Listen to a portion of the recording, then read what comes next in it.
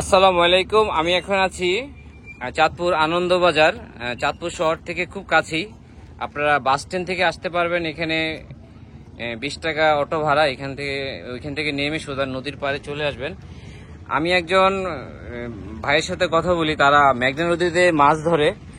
ভাইকে জিজ্ঞেস করতেছি, ভাই আপনার নামটা একটু জানতে পারি? শিকদার। আচ্ছা, আপনারা স্থানীয় না? আর যাই হোক, মানুষ বলে ইলিশ মাছের দাম বেশি। এই দামটা বেশি হওয়ার কারণটা কি?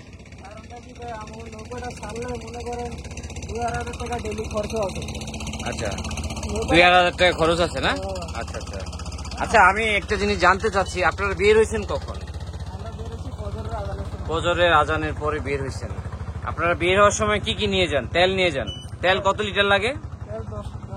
10 লিটার তেল লাগে। এই তেল কি সারাদিন চলে? এক দুপুর চলে। আর আপনারা কয়জন যান? 3 জন। আর এই জাল যে কিনছেন, এই জালটার দাম কত? 20,000 টাকা আছে। এইভাবে অনেক সময় নষ্ট হয়ে যায়, জাহাজের ইয়ের সাথে লাগে, নষ্ট হয়ে যায়, তাই তো? আচ্ছা আচ্ছা, বুঝছি। আচ্ছা, আজকে ফজরের পরে বের হয়ে আপনারা কেমন মাছ পেয়েছেন? মাছগুলো কি দেখতে পারি? মানে কত টাকা দাম হবে আজকে? আপনাদের সারাদিনের খরচটা কত হয়েছে একটু আমাকে হিসাব দিবেন? তেল আসে নাই না? আমি একটু মাছগুলো কি আমাকে দেখাবেন? আপনারা দেখছেন, আমি একজন মাছ ধরে ভাইয়ের সাথে কথা বলতেছিলাম। উনি মাছ ধরে মাত্রই আসলো আনন্দবাজার ঘাটে। এই দেখেন, এই সারাদিন ফজরের পর বের হয়ে উনি এই মাছগুলো পেয়েছে।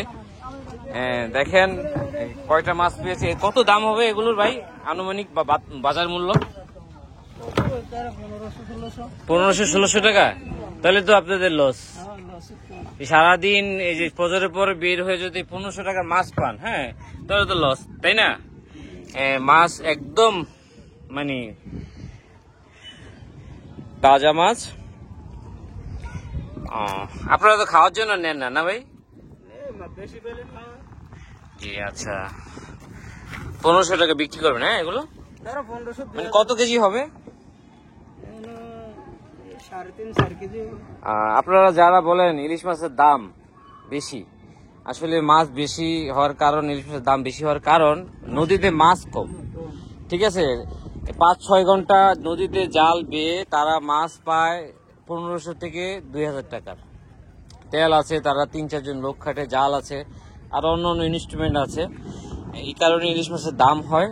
নদীর মাছগুলো, বিশেষ করে তাজা ফ্রেশ মাছের দামগুলো একটু বেশি হয় চাঁদপুরের লোকাল ইলিশগুলোর।